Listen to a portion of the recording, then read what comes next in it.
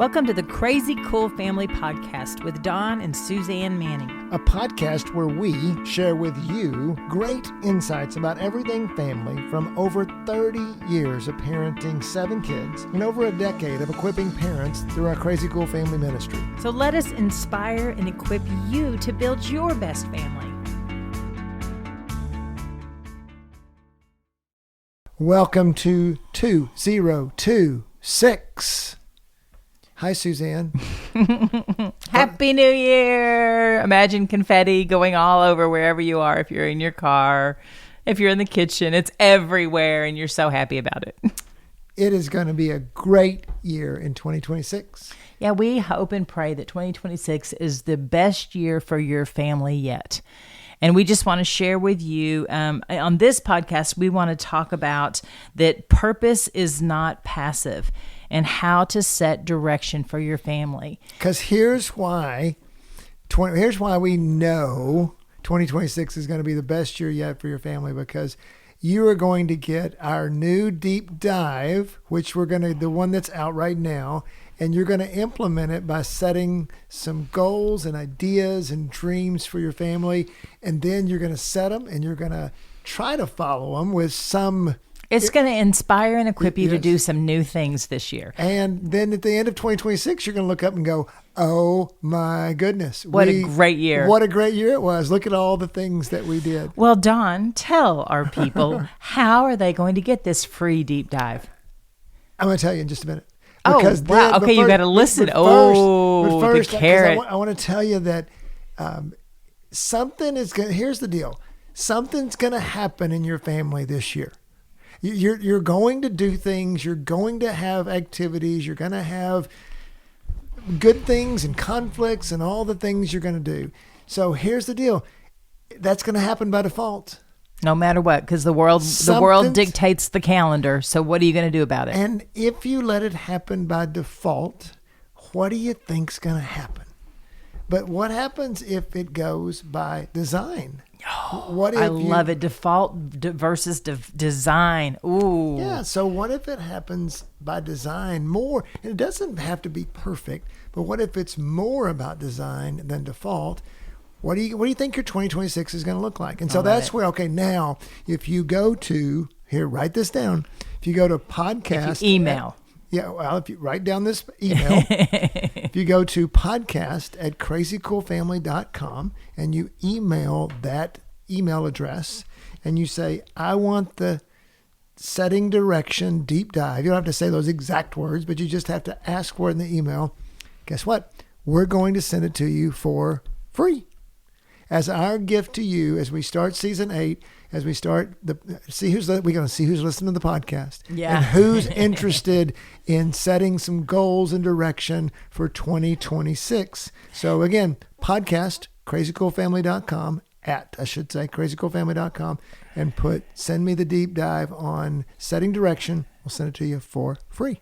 Yeah, and so if you've just joined us or you haven't gotten into our deep dive world yet, we've written a whole bunch of deep dives, and those are at crazycoolfamily.com. You can go check all those out, and we actually sell those. But this one we want to give to you because we want your 2026 year in your family to be the most amazing year, and we just wrote a deep dive to inspire and equip you to do that. Yeah, and it will, and it's, and what we want to talk about in the podcast is kind of set you up for going through the deep dive and going through goals and ideas and vision and values for your family. And let us just tell you to start out with, don't make it too hard. Yeah. Don't get all overwhelmed by it. Don't go all, ballistic on us and have 100 goals and intimidate your spouse and everything just it's just a discussion. It's just a way to think. It's just a way to reflect maybe on 2025 and to think about 2026. There's a space in there in that deep dive to be grateful for the things in 2025. It doesn't have to be obnoxious.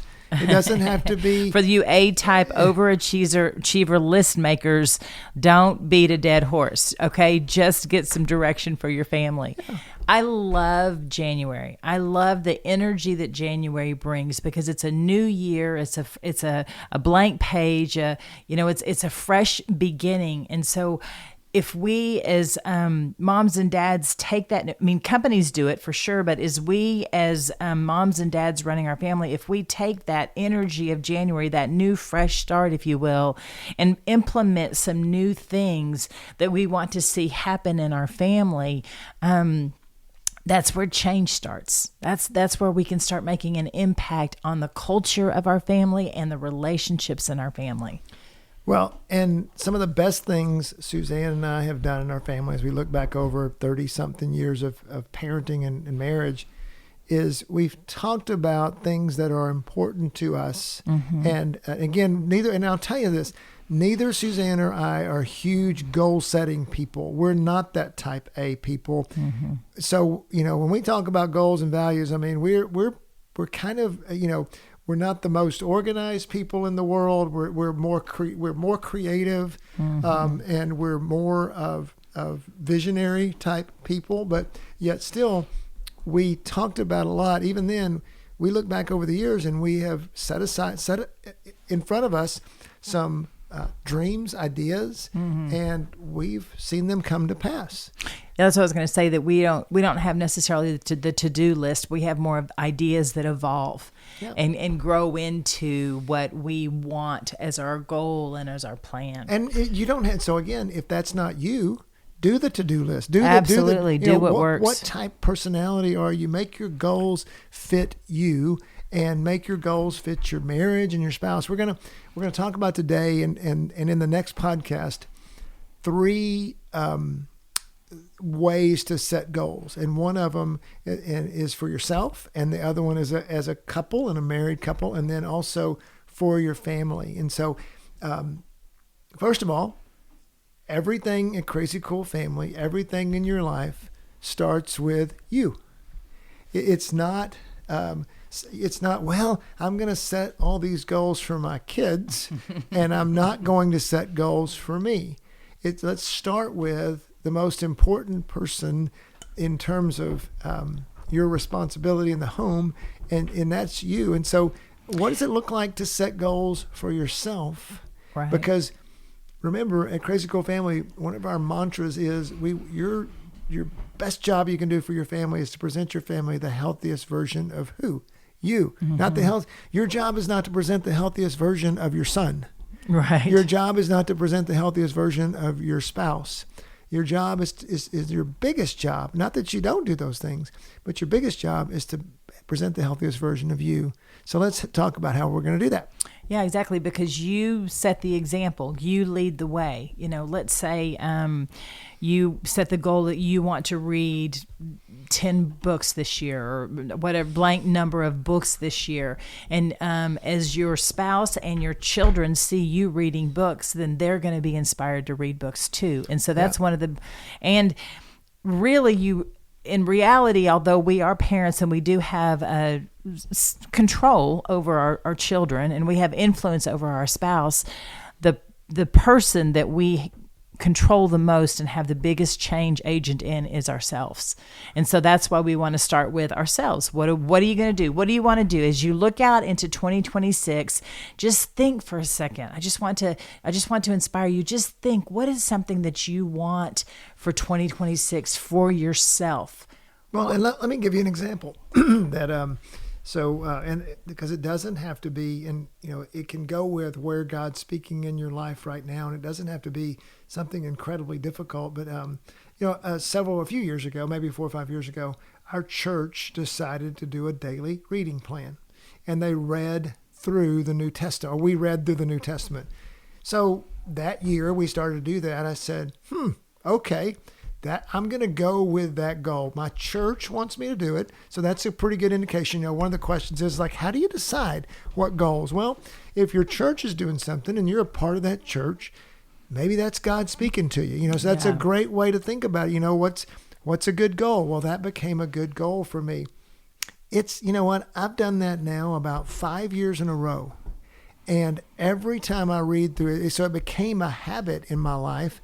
That's really, really blessed me. I've learned so much from reading the New Testament every year that I can't not do it now because I get so much out of it.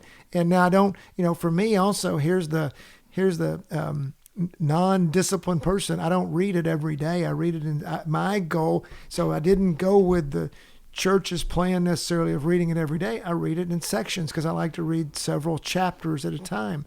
But it's completely blessed my life. That's an example of a goal that you could set for yourself. Doesn't take very long, but it's blessed my life greatly. And so you could be intimidated because you've got so many options. What are you going to go after? You're going to go after reading. You're going to go after your house. You're going to go after your health. You're going to go after your relationships. What are you going to go after? And so, in the deep dive, we give you a structure, and we talk about Mark 12:30. Love the Lord God with all your heart, with all your soul, with all your mind, with all your strength. And we break down the definition of heart, soul, mind, and strength. And so we want to encourage you as you're setting goals to do that, to use that as a framework. Okay, what is something I want to do in 2026 for myself that's going to impact my heart, that's going to impact my soul? Don said reading, impact my mind, impact your strength. One of the things that Don started doing every morning, and I just love it, is he wakes up and he drinks a full glass of water. That's a physical investment. It's simple, it's easy, and you've now just set your body up for success. Now you can drink all the caffeine you want, And so thinking about that for a second, once again, as I said, as you dream about 2026 for yourself, think about the overarching concepts of heart, soul, mind, and strength. What do you want to change? What do you want to do? Your heart might be something that's like your relationship with God. What is it? That's a great thing. So no matter one thing I can almost, without a doubt say that you should look at is what is it that you're going to do to work on your relationship with God, to become close. I don't even like the word work on, but to develop a relationship. Or pursue. Yeah. What does it look like to pursue God? Which at the Crazy Cool Family, it's at the top of our house. Yeah. Pursue God. And it's the most important thing you'll do. No matter what, do something. Okay, what are you going to do about your own personal physical health? Yeah. Maybe and what next step are you going to do to make that happen? And I just encourage you, what kind of goal is your goal? Like my kids, they do a deal called 75 Hard. And so for 75 days, they do this some intense working out. There's like 4 or 5 different things that go with it. I don't like goals that are every day for 75 days. I do goals that are like, I'm going to read the New Testament in a year because it's flexible and I can do it over time, but I accomplish a lot over time, but I don't feel the grind of every day. Mm-hmm. What goals are good for you and in the heart, soul, mind, and strength mode? Exactly. In the mind, if you think about that, that's your hearts, your desires. What are you going to do? We've got so much information at our fingertips. We can literally Google anything. We can AI anything we want. We can on social media, Instagram. I keep saying I love my Instagram feed. It's got all this great, healing mechanisms and all this stuff, and I love this. And I could spend hours on that. So I have information coming at me 100 miles an hour. So if I am to take captive my thoughts, if I am to pay attention to my mind in 2026, what is it that I want to do? What is it that I want to put in there? There's a couple books that I want to read. There's a couple podcasts that I want to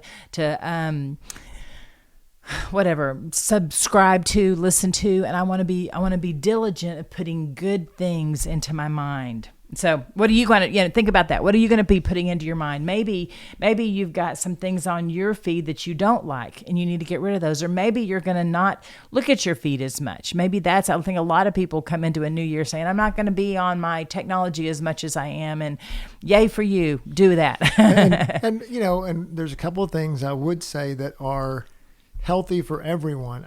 There's many different types of goals and there's many different categories of goals. Here's a couple of things that I would recommend for everyone, and that is to write them down. Yeah. Is to write them down. Practical. Don't put them in your head. And one of the things that's really helped me is to share them with someone else. Maybe it's your spouse. Maybe that's intimidating for you. Maybe your relationship's not there and you don't want your spouse telling you what to do all the time or something. Share them with a friend and have it be, or share it with both of them. But, I encourage you to do two things: is to write them down and to share it with someone, because you will be more likely to hold yourself to it. Our oldest son, Michael, has a blog and email called Differentiators. Highly recommend you go sign up for it. It's a 3-minute read. It's amazing. And he wrote one for a new year. And what he said was to send an email to yourself. Like every quarter. I mean, I don't know what the quarters are, Mar. I don't know. You would know the months that so send them to yourself each month as a reminder, pre-send them, pre-date them, I guess, assign them. Schedule them. Yeah, schedule. That's the word I'm looking for. Schedule them so that they show up. I thought that was a brilliant idea, because July comes around and I'm like, wait a minute, what am I working on again? Wait, what am I doing? Wait, that was so many months ago, back in January.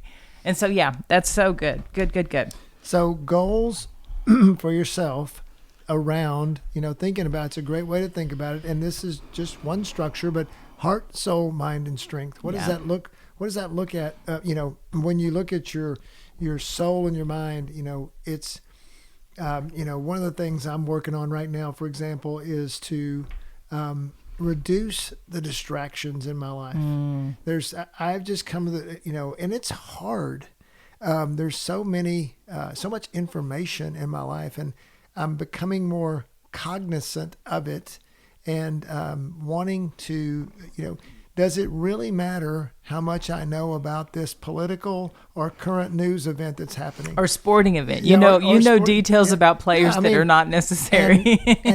And they're not even my teams usually. But I mean, it's like, that is it. The danger of filling our minds with not useless because it's information that's interesting or whatever, but it clutters our minds. And what happens if we can think more? And what happens if we can focus better? Maybe that focus is because our brain is full. Yeah. And what if we do, and that's what also, so, maybe that's going for a walk. I mean, and that clears your mind without your phone. And you just walk, and as you walk, you're, either just thinking or talking to God. I mean, those are what we want to emphasize in the you goals is they don't have to be, I'm going to work out 3 hours a day and I'm going to, read my Bible 4 times over. Just, I think so often we set all these monstrous goals and then we don't hit them, and then all of a sudden we're beating ourselves up.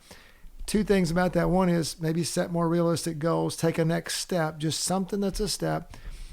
And then the last thing I'll tell you about personal goals in particular is be okay if you don't reach them. Is that, there's a book out that I read last year called The Gap and the Gain. And it talks about that. You don't have to read it because you can, but I mean, it's a secular book, but I mean, it's good. And it talks about how we tend to look at the gain, where we are versus where we want to be, and beat ourselves up about it. Or the gap is what that is. I'm sorry, but the gain is really just if you set that goal, and even if I read 2/3 of the New Testament and I didn't read the whole thing, guess what? I've read 2/3 of the New Testament. Exactly. And so I don't need to beat myself up about that, because I need to look not at the gap, not at where I am versus where I want to be and think of myself as a failure, but look at how I'm gaining by setting the goal. I love it. So before we move to talking about setting goals as a couple and that stuff, let's talking about self again. I just want to do a shout out for the soul. Like, I feel like that we understand the heart, the mind, and we understand strength. We for sure understand the physical. I feel like that we spend the majority of our time, if there was a pie, the majority of the pie would be on the physical. That's what we pay attention to the most. And I think that the soul becomes the underdog. And I think the reason that the soul's the underdog is because it's misunderstood. And so I just want to say that the soul's your purpose, your passion, it's your identity, it's who you are, it's deep down, it's your connection with God. And so I just encourage you to just sit in God's presence a little bit and let him show you your soul and what you have in there and who you are when it comes to your soul and how your soul is connected to him. Because for me, that's the sweet spot. That's the part that gets me excited. That's the part that connects me to the creator of the universe, the all-knowing, all-powerful, omniscient, omnipresent God. That's the part, the soul's the part that drives all the other stuff that helps it be a success. And so I just want to encourage you, 2026, if you're not comfortable with soul work, then press in a little bit. See what God has for you. There you go. And so, and as we finish that section of the podcast, take away that you're going to set goals, set vision for yourself, not for anybody else at this point, and that you'll write it down and you will dig a little deep, dream about it. It's best to do that, I think, alone and with some time to think about it. Yeah. Which then takes us to your marriage and setting goals as a couple and thinking about because other than your relationship with God, your most important relationship is not your relationship with your children. Next comes your marriage. Mm-hmm. And if your marriage, and just think about, okay, again, vision, Proverbs 29:18 says, for lack of vision, the people perish. Yeah. For lack of vision in your marriage, the people perish. If you let your marriage go by default rather than design, your marriage is going to is most likely going to go on the downward side versus the upward side. So what do goals look like for your marriage and for this most important relationship in your family? What if you looked up at the end of 2026 and your marriage had really taken some strides forward? You were closer. Mm-hmm. You listened to each other more. Mm-hmm. You looked back and you'd purposed to go out on some dates, spend some time together. Maybe you even did a vacation together, for a day or two or something like that you purposed now to do those things. What would that look like? And again, goals are different for everybody. Seasons of life are different for everybody, but setting goals as a couple is super cool. Yeah, because there's power in unity. God gave us that concept of unity, to be unified. And so, and the male and female, they shall be one. They shall leave their father and mother. One flesh, exactly. They shall leave their father and mother. And so there's great power in that. And so when you come together with an idea, a goal, a direction for your marriage, and you both are in agreement on it, then amazing things happen. Well, and we're going to tease that next episode. We're going to talk about setting goals with your family. But right now with your marriage, some of those will bleed into family because you are a family, but in some of that, but really try your best to think about your marriage relationship and prioritizing the marriage relationship. Try not to let the goals you set as a couple for now. We'll talk about family in next time, but thinking about just you and me, even to tell your spouse, hey, this is what I'd love to see happen in our marriage. And not this is what I'd like to see happen in our family, but this is what I'd like to see happen in our marriage. What is that for you? And so can we coach you a little bit on this, because it might be difficult? Because the enemy is alive and well, and he is roaming around like a roaring lion, and he wants you guys to get in a fight. And so chances are, if you set down to set these goals, you're probably going to get in a fight, because what could possibly happen is the things are going to bubble up that aren't happening, the expectations that are not being met. And so that's going to become the conversation. And so what I want to encourage you to do is to compliment each other and say 5 to 10 things that you really like that the other person's doing, how they are a good spouse, how you can pull in how they're a good, father or a good mother. You can pull some of those things in there because you want to set the tone. You want to get some deposits in there. And then when you do go to set your goals for your marriage, then I think a safe sentence could be, I would really love it if we could, or this would be very important to me, or this would be valuable to me if we, instead of saying, well, you know what, we never do it Well, and another way to do that as well, I think that's great. Also, you could say things like, I want to bring this to the marriage. Mm-hmm. So that's for example, instead of saying, you don't ever listen to me. Yes. You could say, you know what? I really want to be a better listener in our marriage. That's what I want to bring to the marriage. I love it. I would like to go out on a date with you more. So you're not saying we don't go out on a date because you never do it. Yeah. That's not what you're saying at all. You're saying, hey, I want to be the one that takes the responsibility for whatever it is that you want to see the gain in your marriage. And then hopefully your spouse will respond. So here's the second part of that. And I think that's where the fight comes in a lot of times, is your spouse doesn't respond like you'd like them to. Yeah, I was going to say, what do you do when you're in different seasons spiritually or emotionally, or maybe your spouse is in an unhealthy place? Maybe it's the wife and she's overwhelmed with being a mom and small children, and she works outside the home and she's just got a lot on her plate. Maybe it's a dad who started something new, or he's got something stressful is going on, and so he's having a hard time even paying attention to what's going on in your marriage. So here's the deal. It's not about your spouse's reaction, and it is really about you bringing something into the marriage that's helpful, and then letting your spouse be themselves. Remember, your worth and value comes from God, and it's not from how your spouse reacts. And so if you can know that and just really be prepared for it and say, sometimes the discussions of quote unquote improving things can definitely lead to marital conflict. And so be prepared for it and go into it with that attitude. Pray about it. Oh, and I would even say pray together first and ask God to come into it. And then if it starts going sideways, if you start going into, well, you don't, then if you can, stop and pray right there. Okay, obviously we're not on the same page. Let's ask God to show us how to be on the same page.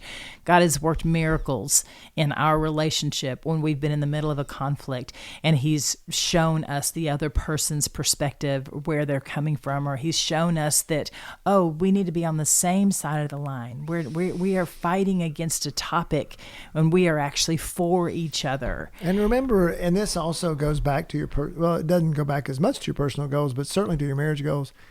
Ideas are like funnels. New ideas are like funnels that only so many get through. And so just because you have an idea, or an idea for an improvement, or an idea for something you'd like to see in your marriage, maybe your spouse doesn't see it that way. And that's okay. Maybe out of 10 things that you guys talk about, you do one. I was going to say the same thing. Don't get overwhelmed. Don't have a long list, because then you've got expectations that are not being met. Pick one. Pick the one that rises to the top. Well, and here's what else I would say is, you're one flesh. So if you don't agree, it's probably not of God. You can say, well, why is God not into having a date together? Maybe it's not the timing, maybe, or maybe it's not as frequent as you're wanting, or whatever it is. But the key is to come together in unity. And when you have that, okay, you can't control your spouse, but when you come with an attitude of unity, then you are going to be more likely to have unity in your marriage. Yeah. And so what Don started when we started talking about you as a married couple, he said many different sentences that use the word time, get together. And so that's what I just encourage you to do, is to make space, give each other time to work this out, to do that. And if you feel like that there's going to be some conflict, then maybe go for the weekend, but for sure get together face to face on a date, away from the children, the distractions from home, and build a 2026 marriage that looks different than all the other marriages, all the other years. And remember, if you don't do anything, what's going to happen? You're going to get marriage by default instead of marriage by design. Yeah. And which one would you rather have?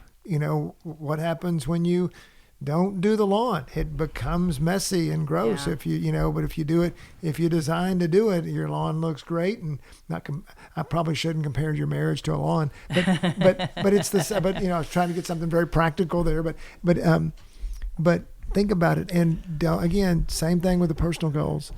Don't set 30 maybe there's just a couple, and it doesn't have to be all year either. That's the other thing about setting goals with them. Maybe you're just setting goals. Suzanne and I would do a lot at the first of the year, and then also at the first of the summer, at the first of the school the year. seasons, absolutely. And so different maybe times. all you're doing is doing something for a couple months and say, hey, let's try this. Because with your spouse, especially if it's your idea, that's another thing I just think about.